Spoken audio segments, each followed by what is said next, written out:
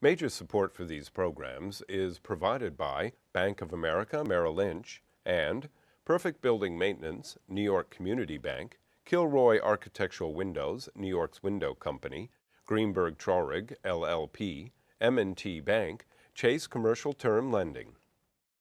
Additional support is provided by AVR Realty Company, LLC, Bingham McCutcheon, LLP, Briarwood Organization, Bruce Mosler, Capital One Bank, Cassidy Turley, C.B. Richard Ellis, Chelsea Lighting, Cushman and Wakefield, Dime Savings Bank of Williamsburg, Douglaston Development, DDG Partners, Hal Fettner, Durst Fettner Residential, Friedman LLP, Accountants and Advisors, Gemini Real Estate Advisors, LLC, Genova Burns and Gian Tomasi, Investors Bank, James D. Kuhn Real Estate Center at Syracuse University, Corman Communities, Madison Realty Capital, Margolin Weiner and Evans, LLP, Certified Public Accountants and Business Advisors, Massey Knackle Realty Services, Meridian Capital Group, Newmark Knight Frank, Site Comply,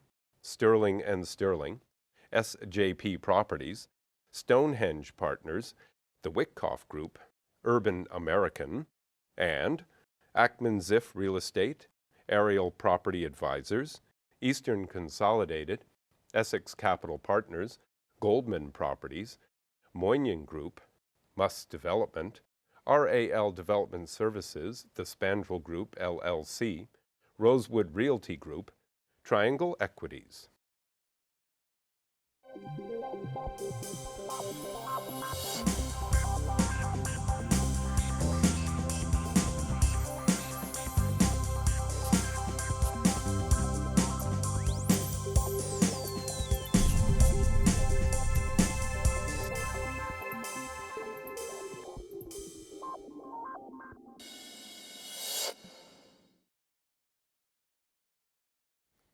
They call it Newark. It's the largest city in the state of New Jersey. It's a place that's really having great resurgence. It's the home of the Devils. It's the home of the Proust Center. It's the home of many new developments. So what's happening in Newark? I brought together today 4 individuals who are very involved in the city of Newark. My guests today include Angelo Genova, who's a senior partner at Genova Burns and Gia Tomasi, Richard Tucker, who came in from Illinois, who is the president and CEO at Tucker Development, Adam Zipkin, who is the Deputy Mayor for Economic Development of the City of Newark. And last but not least, the man who's heavily involved with Newark, Jeff Vanderbeek, who is the Chairman and CEO of Devils Arena Entertainment and also the Proust Center.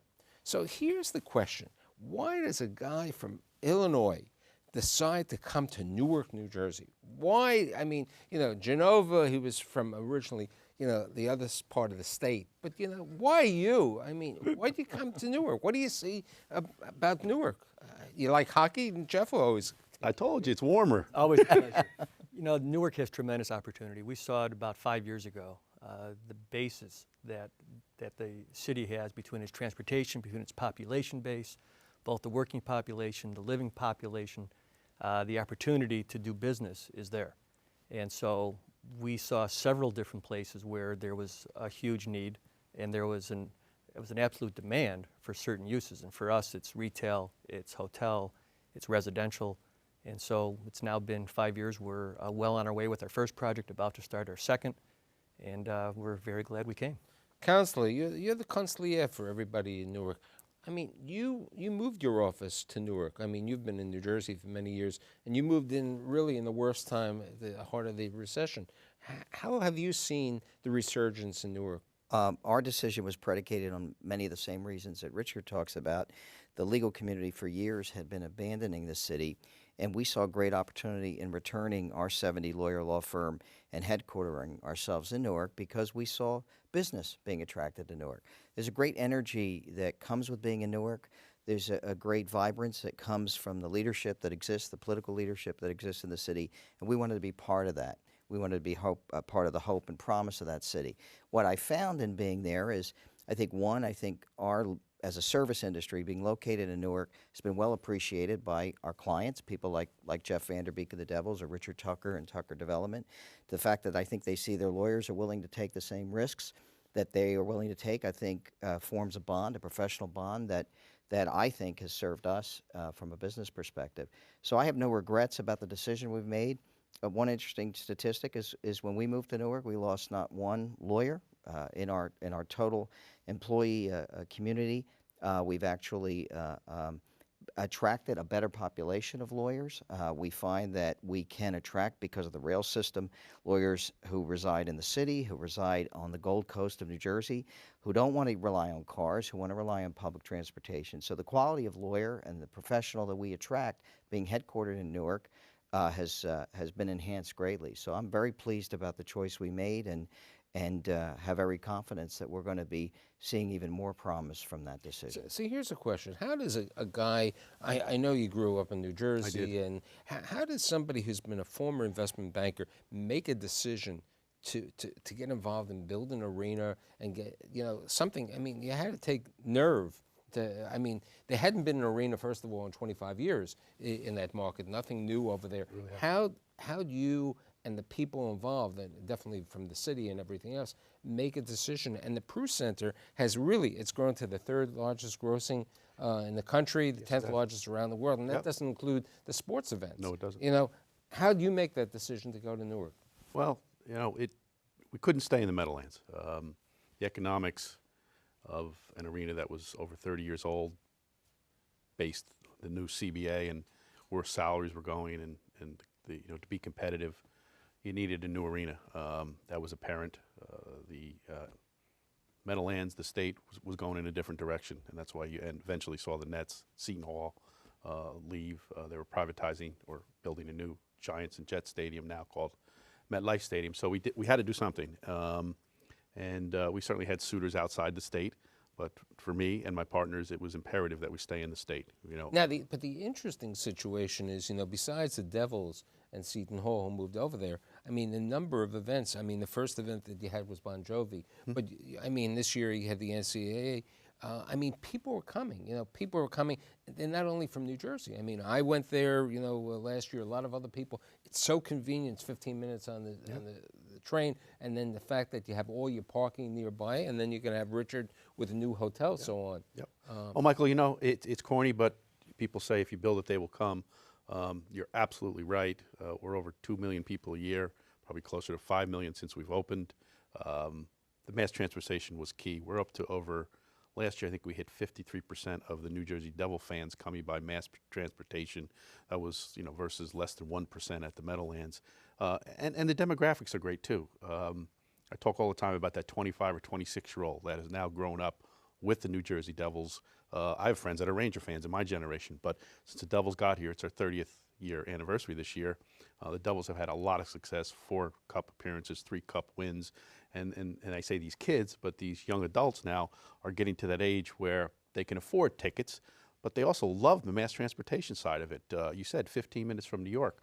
We're up to almost 7 or 8% of our people coming from New York to a game. That was unheard of back when we were at the Meadowlands. So we're starting to see it. Listen, the economy hurt everybody that 08, 09 year. But here's an interesting point, and it relates to everyone over here.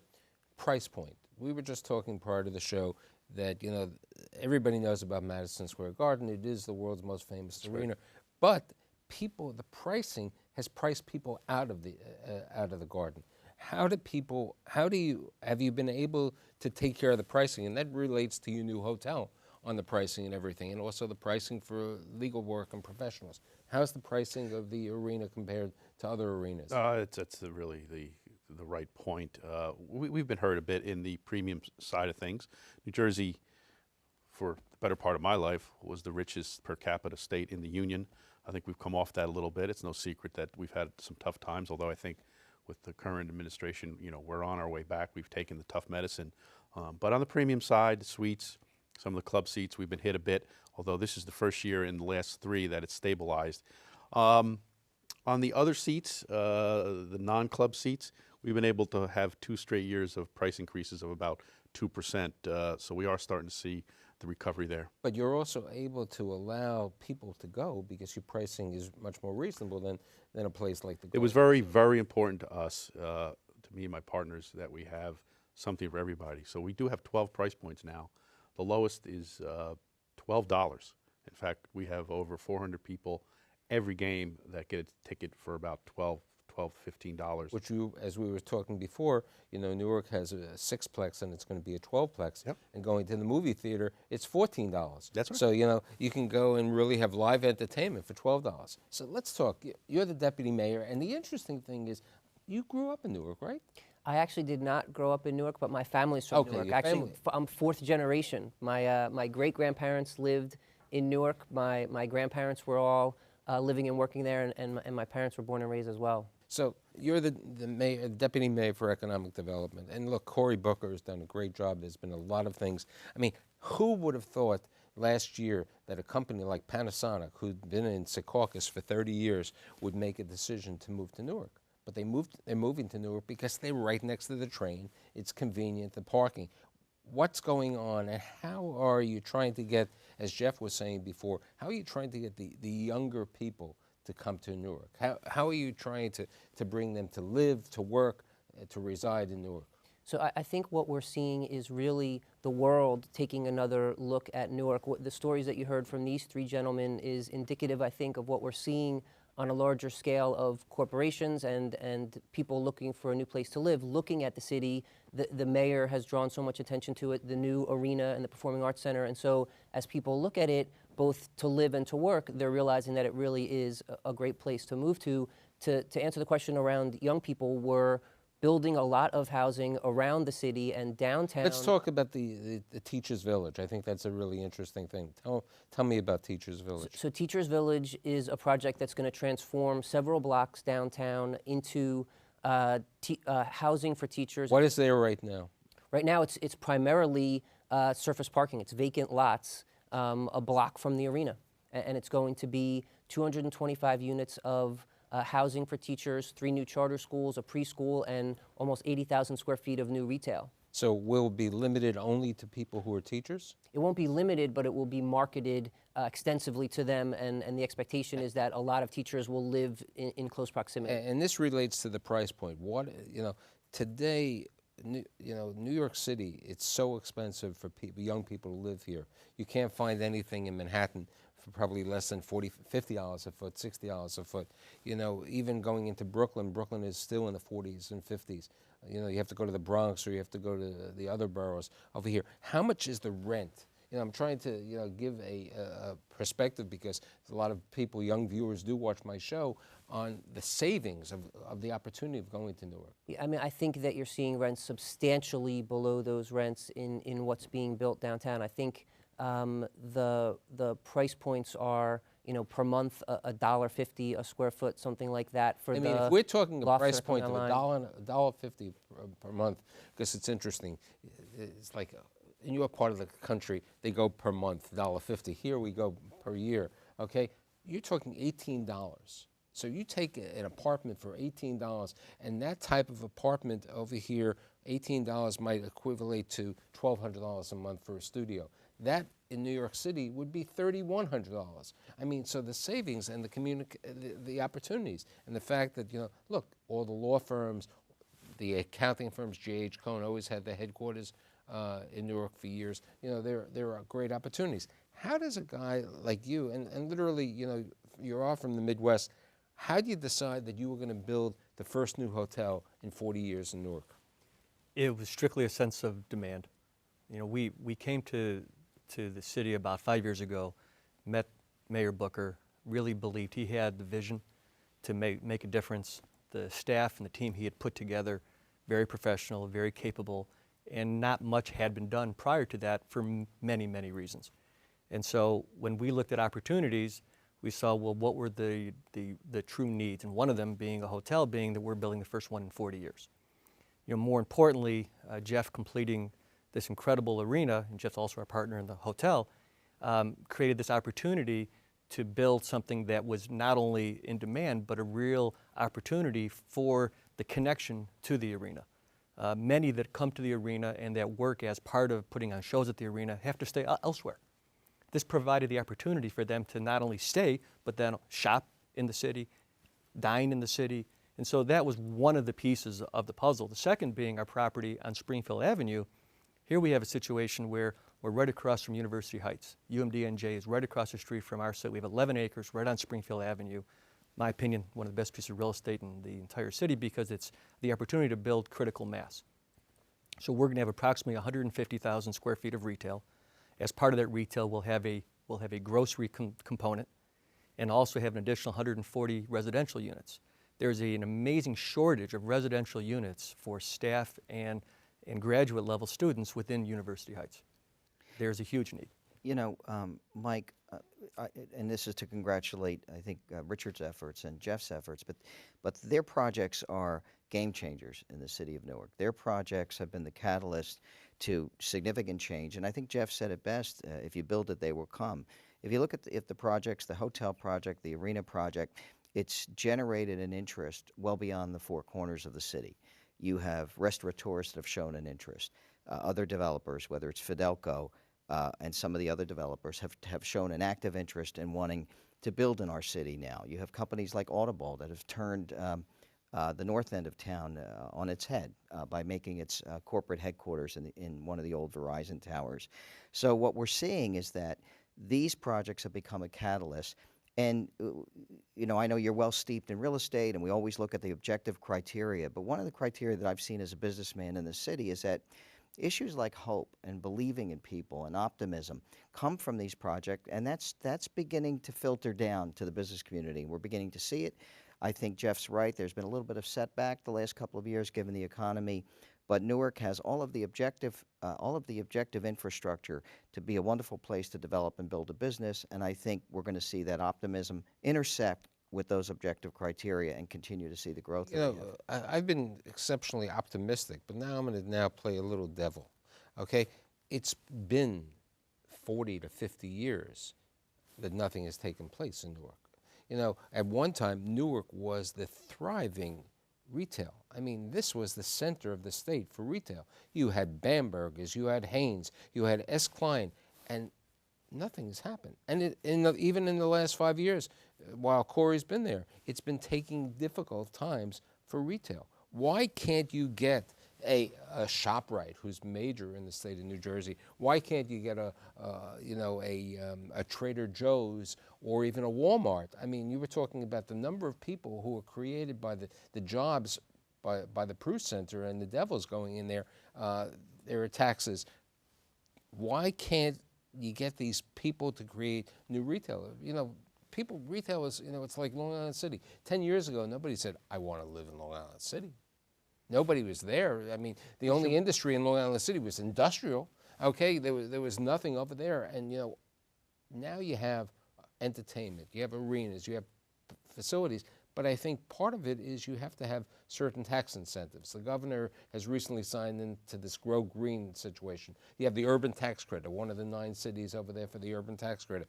How do you get this news across to other people that New York City developers or developers like Richard Tucker over there from different places should be investing in Newark? How do you get the blight, okay, the past history of Newark change that, you know, they can see Corey on TV and all the rest, but how do you get these people to go there? I mean, I think what happened by bringing Panasonic was a major situation by bringing you in over there to build a hotel and building a second hotel. Indigo's building a second hotel and this university. But Ron Bett has been sitting for 10 years on this University Heights. It's taking time.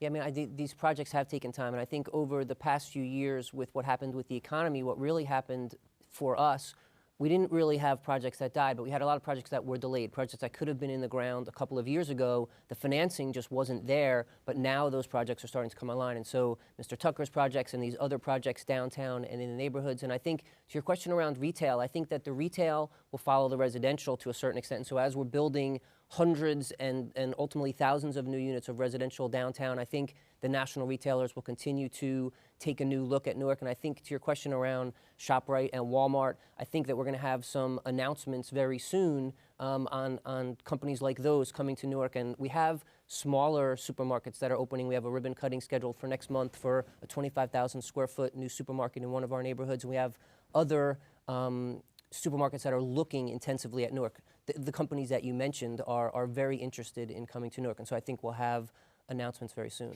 But you know, I'll challenge you on your statement that nothing has happened. I didn't see nothing happen. But I'm a lawyer. I'm going to challenge you, Michael. What do you want? You're a litigator. I hate But I'm litigators. going to challenge you on that notion because I think back to when I was in law school in Newark in the 70s, and I think back of what an experience was like to walk from the Rutgers Law School to the train station and what it exists today.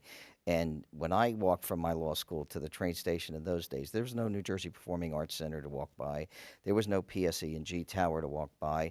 There was no refurbished Robert Treat Hotel. There was no luxurious 1180 Raymond Boulevard to walk by. There was no Devil's Arena to walk by, all in the span of the 5 blocks from the law school to the train station. So I don't think Newark's any different than any other urban center that has suffered from people abandoning its core. It's happened throughout the country, and I think Newark has to be compared and contrast with those cities that just haven't found a way back. And I think Newark has found a way back, and it's reflected in the fact that it has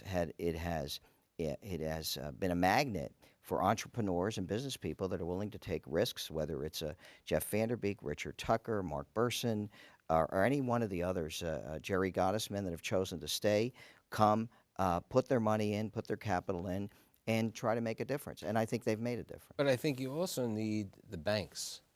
You need the lenders. As we were saying prior to the show, you know, Richard Tucker could go over there, but, you know, he had to have a lot of capital to get a bank to let the two of you build.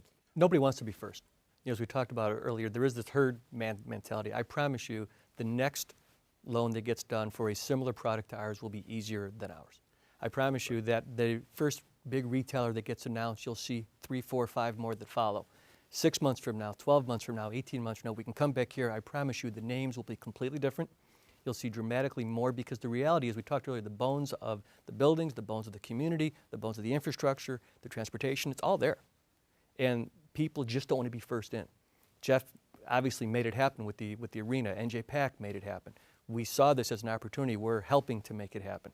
It's going to keep on coming because there's all the good reasons why we took the risk that we took, and others are now seeing the opportunity. There's a lot going on here, Michael. I go back to what you said, 40, 50 years. Why? And I didn't say it as negative, but it's a great question. I look at the other way around. I remember my grandmother. You're so right. She lived here till she was about 25, lived in Newark. And as a 5-year-old, listening to stories of her coming in on a Saturday, going downtown, dressing up, spending from 9 o'clock in the morning till 5 o'clock in the night, going to lunch, shopping, because it was, you know, the cat's meow. Market and Broad. There's still a star there. You could see it. It was the busiest retail intersection in the country of the United States, 4 years running. I mean, in the it 40s. was the home of Band Right, Burgers. I mean, exactly. you know, which is owned by Macy's. It was Right. But I look at the 40, 50 years and say, you know what? It had to be 40 or 50 years. Let's not hide from this. This is a generational type thing also, okay? There was stigma. There was blight.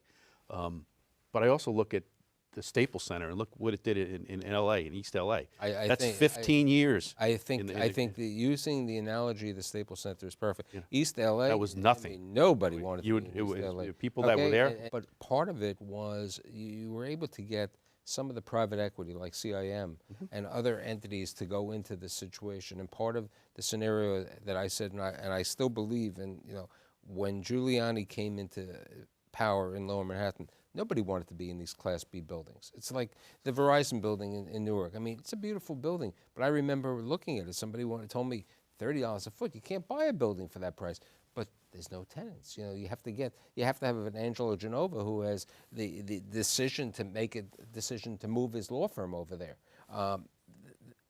What Lower Manhattan, which is having a problem right now, and we even discussed this a couple of months ago with Larry Silverstein on my show, is that when you have the new buildings, you're going to have obsolete old buildings. And you have obsolete old buildings right now in Newark.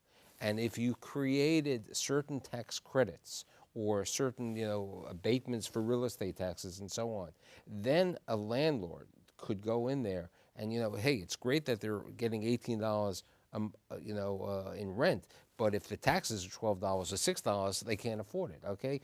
Mr. Tucker is, you know, he's a for-profit company, and he's not moving into Newark, you know, not to make a profit.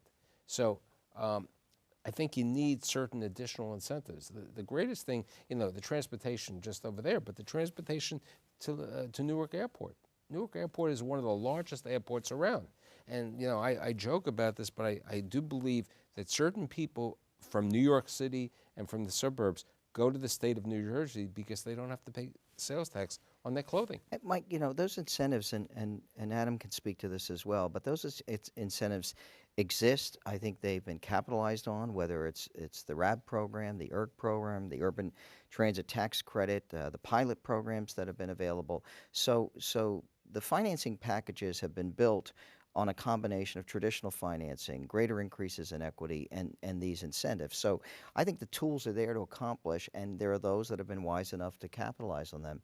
You asked the question about the banks. I think one of the great illustrations of recent vintage is the Investors Bank in New Jersey, which just acquired Millennium, which was a local bank that was located in the Ironbound. But Investors has shown by its own business judgment, putting aside where it's putting its money for developers, as a corporation, as a banking corporation, has decided to make Newark its home, has very focused on Essex County, and TD Bank opened a major branch not far from Jeff's facility. PNC. And PNC. PNC has a branch I mean, in the right. PNC is, you know, dedicated to the state of New Jersey. They have a full-service branch in the arena, which is the only full-service bank branch in any arena in the United States. It makes a statement. But I think on the banks, I think what you're going to see, and let's be real, I mean, what happened the last couple of years, whether it's a Great Recession or a mild depression, it was bad. No. Okay, it was bad. And you know, Adam's right. A lot of these deals, which were at the tipping point, got put on hold, but they're back.